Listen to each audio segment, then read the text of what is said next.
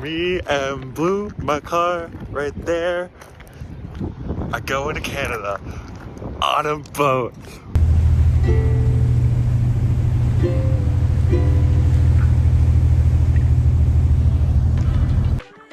Leaving Olympic National Park meant that I was beginning the path towards one of the places I was perhaps most excited for on this whole journey, Vancouver Island. I'm so excited. A lot of why I wanted to go to Vancouver Island was because I wanted to meet Brad, someone who served as a huge role model for me in entering this new chapter of my life. But he wasn't the only reason I wanted to go. I'd heard and seen so much of the beauty of Vancouver Island from both him and other creators I admire. It's happening! Besides, what better time to go to the island than as one of the first stops on the adventure of a lifetime? Oh, this is cool. And so, as the journey continued, the flood of excitement rushed into me, and it started to overtake me. Yeah, okay. I'm so excited. Wow, okay, this is so cool. Look, oh my god, this is so cool. I cannot get over this. This is like the coolest thing ever. Oh my god. That's my car, right there. Right there. My car. I'll see you when I see you. Oh, this is so cool. I was just, wow. So many things were compounding the positivity within me. From the wholesome fascination over the relatively simple fact that My car is on this too. Down there somewhere. Like, that's absurd. to the delight over the idea that I haven't been to Canada before. It's my first time traveling out of the country on my own. to the perhaps slightly anxious and eager anticipation over knowing that I'm gonna see Brad, who's someone who I very much look up to. the whole thing feeling like what I'd come to describe as The Pokemon, baby. Pokemon. Noun. The feeling and knowledge that you are making a reality of the dream your 10-year-old self had of going on that Pokemon trainer adventure that they only ever played in games or read in books. We're doing it! Ah! And the feeling of joy and childlike wonder that comes with it as you see the world through the eyes of yourself as a kid. This makes me so happy. Wow. Don't want to lose the hat. Wow.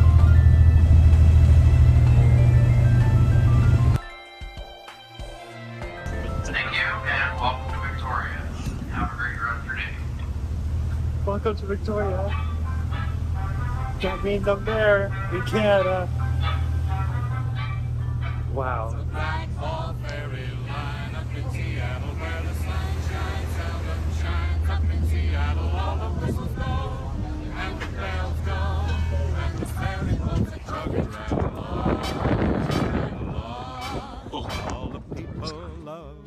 Everything was leading my pure, joyous energy to overflow out of my soul and into the world around me. Guys, I'm so excited. Oh my god, this is so cool. Look at this. Woo! Back down. I don't know what I pictured this moment to be, but whatever I imagined, Oh my god. this far surpassed it. I can't believe I'm in Victoria, BC. I cannot believe I'm in Canada. Wow, this is so cool. Oh my god. Made it through customs. Aha, I'm in Canada. A simple moment of unfettered joy. Okay, let's do it. We're in Canada! Woo! Yes! Yes! This shouldn't make me so happy, but it does! Woo! Okay. Wow. It was an infinity of euphoria, if you couldn't tell. I am so overjoyed. I am just so happy. Wow. This is like, it's literally just a town. It's just a town, but it's like, it's Canada. It's Victoria, BC, Vancouver Island, baby. Wow. I'm just kind of driving. I don't know where I'm going, but like, it doesn't matter because I'm really happy right now. And I'm in Canada. Ah! It's another Pokemon moment. TM. I'm so happy. It felt like stars shining out from within me. Oh, I just got sprayed by water. Salt water. This is the ocean. The ocean that I just crossed to get to Canada. I'm so happy. It felt like light.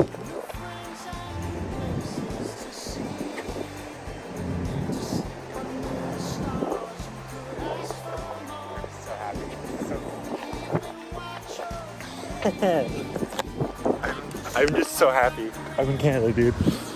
And every little piece of the town just seemed to gift me with more joy. Oh my god, wait, this is the cutest town ever.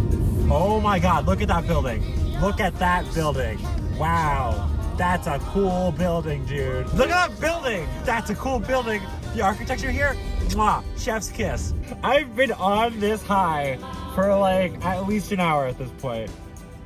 And I'm just so happy. Oh my god. Oh my god, Canada, Victoria, Vancouver Island, places. Wow. Okay, yay.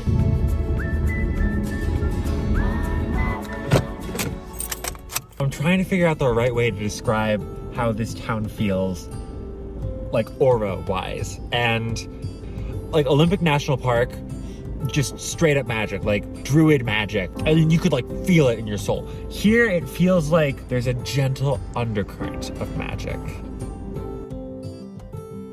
Like everyone has a level of in-touchness with it. It feels like a story's town. Made up town for a story where the adventure begins. That's the energy that this town has, which is really cool. Oh, that's the flag!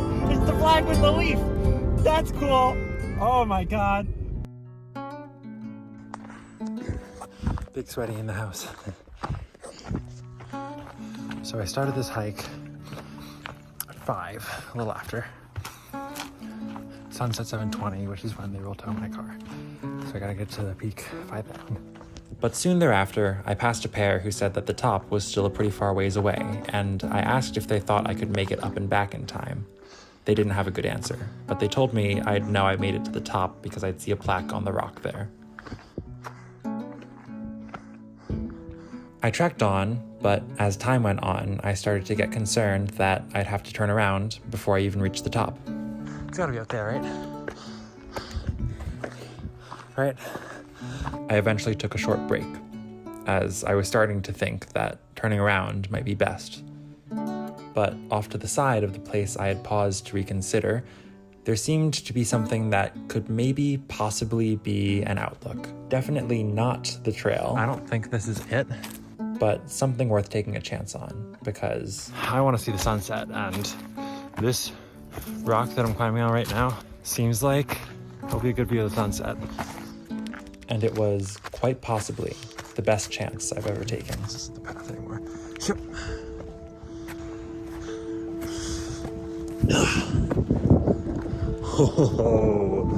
Oh man. Look at that.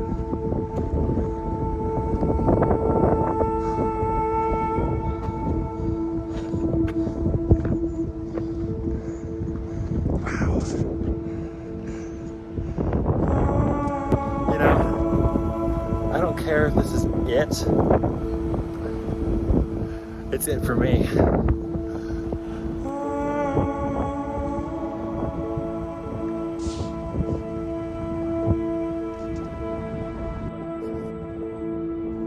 It was the first time I'd ever truly had my breath taken away by a view.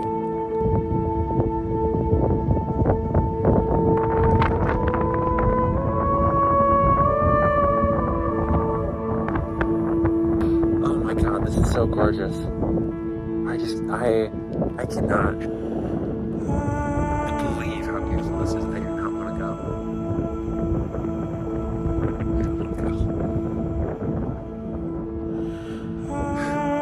I have to get down before sunset, before my car gets towed. So I turn away from perhaps one of the most beautiful views I've ever seen. As I'm walking away from this, I can't help but think about the concept of what's right. Because this isn't the right end. This isn't the end of the hike, but, you know, I really don't want to leave. It's so pretty. It's just so pretty.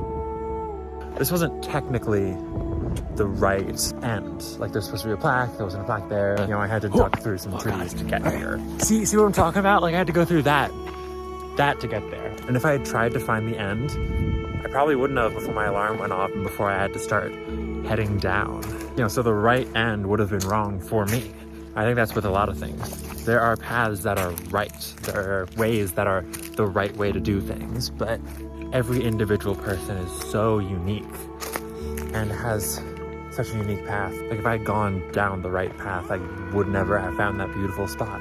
As with nature, as with hiking, as with life, everyone has their own path. And to say you're not going down the right path is wrong because you don't know what the right path is. And sometimes the paved pathway will lead you somewhere you can't get to in time, or that isn't as beautiful as what you could have done on your own.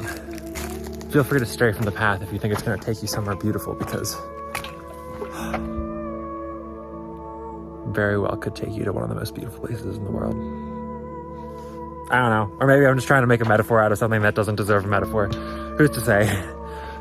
And don't worry, I made it back down in time.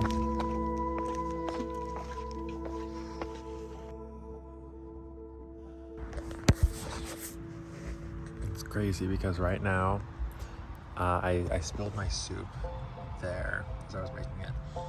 So I just grabbed what was left, started eating out of here, and I'm hiding behind my car right now because there's some houses back there. I don't want them to see me and be like, oh, I don't sleep here, blah, blah, blah, what are you doing? But just like the absurdity of me hiding from people, squatted down, eating soup that is mostly spilled. And it's kind of a great life.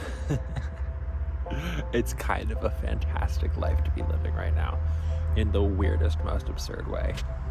Night came and went, and the next morning I met Brad, and it was everything I could have hoped for. Yeah. I mean, I hear that. But eventually, our time together ended, and I continued my exploration of the island, starting with the magic of downtown Victoria.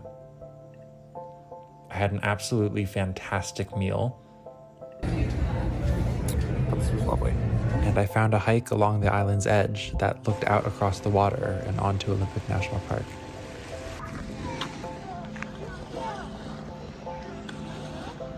The brisk Pacific breeze, the spray of cool salt water, and the tree of tiny apples that welcomed you to the trail simply added to the island's alluring nature. I'm just gonna sit down, have some granola, do a bit of journaling, get Zen mode, you know? It'll be good. And as I sat, reflected, and journaled, without realizing it, I began to feel that very connection with the magic of the island that I perceived the residents of the town to have. And that magic was becoming a part of me. It's not quite something you control, nor is it something that controls you. It's an energy that moves with you as you move with it. Water amongst water, flowing through itself. And while I felt its resonance deeply during my time on the island, the magic had already been with me for some time. It was acceptance of the duality of the simple and extraordinary. It was being in the moment. It was an underlying understanding of one another. It was fascination with life and with the world. It was presence. It was the magic of being alive. And that's all that it needed to be.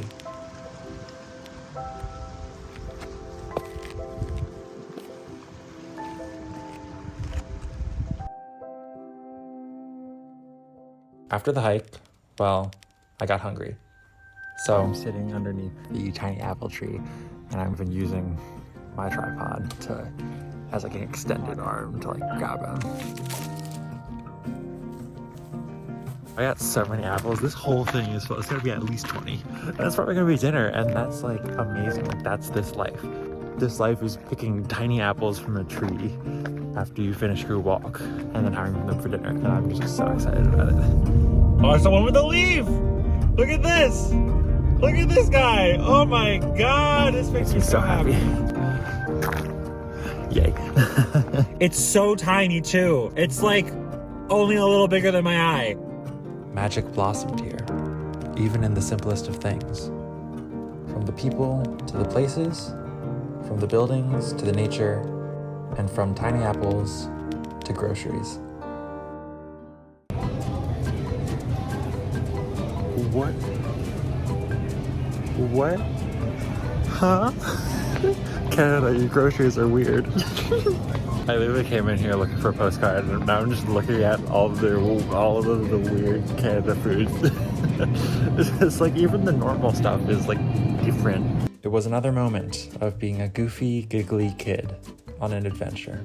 Like, look at this. Look at this. He's like kind of hockeyed up, it looks like, because we're in Canada.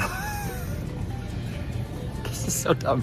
Blueberry bars are blues. What? Look at this, look at this, look at this. Fins en bleu. This place makes me so happy. It's just a grocery store, but like Canadian. They call chocolate chips chibbits. I love Canada, dude.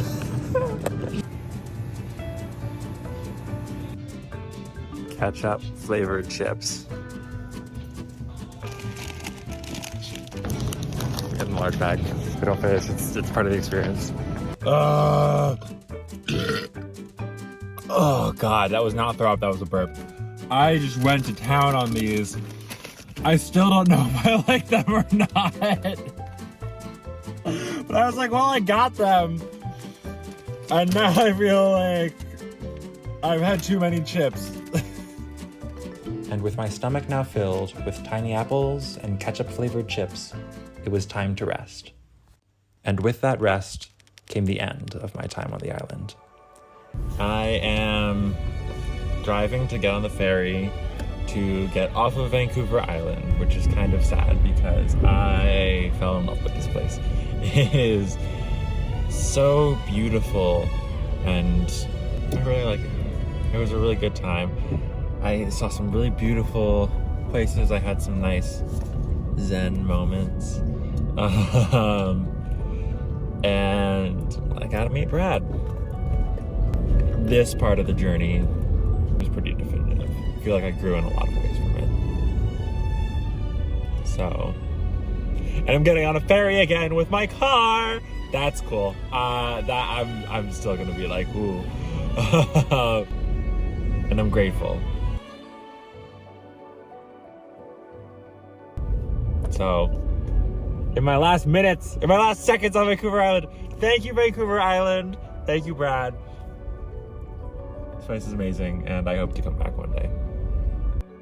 And so I was off, wrapping up one story arc and moving on to the next.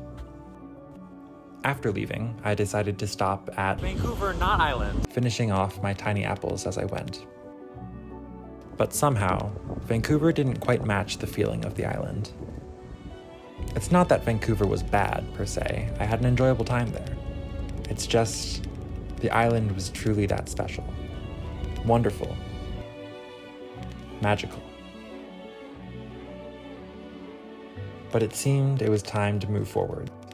And so, I was on the road again. And I was beginning to find my flow as to how this journey would go.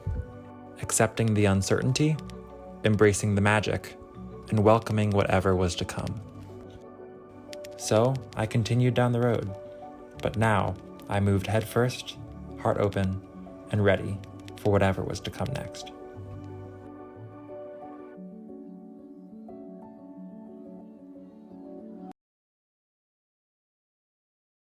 Hey, it's the end of the video. You made it. I don't know why I say it the same way every time. I've done 3 of these, and every single time I've been like, hey, the end of the video, you made it. That exact same way. Anyway, thank you for watching so much, as always. I have an ask and I have a task for you. My ask is that if you liked it, let me know. Leave a comment, send a message, do something like that. It'll mean a lot. And then my task is for you to do something that you used to love doing as a kid, but that maybe you haven't done in a while. You know, for me, I loved Pokemon, and I went on that Pokemon trainer adventure. So maybe you can't exactly do that, but do something that, you know, your younger self wishes that your older self was still doing, if that makes sense. Yeah, that's it. I'll see you in the next one when it comes out, which at the time of recording this, I still haven't started the next episode, so we'll see when it comes. But it will come. So that's all. Thank you, and appreciate you very much. All right, bye.